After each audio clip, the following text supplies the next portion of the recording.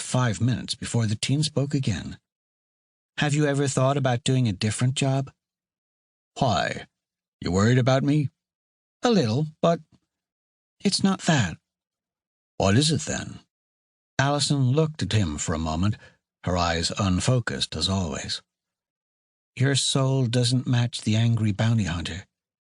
It's beautiful. It's like you were meant for something else." James chuckled.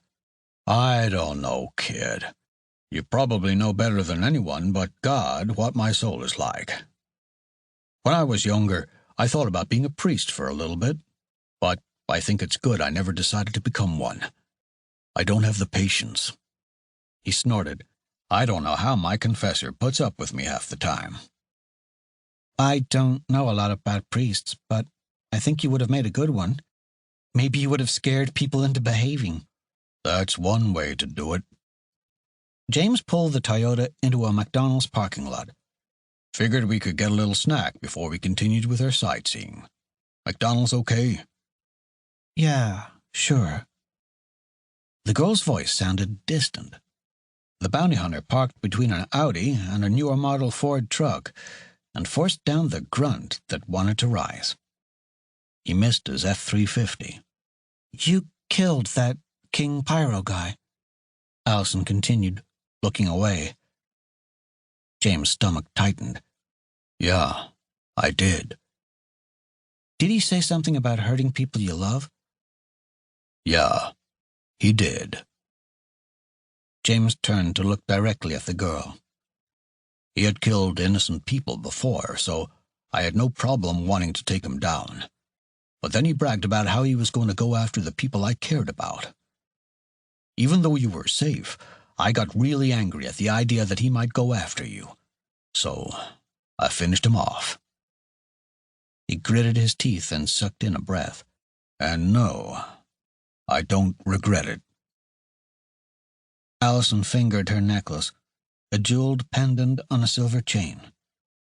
James's gift was fashionable enough, but the real power was in its defensive magic. It was another small way he could protect her even when he was far away.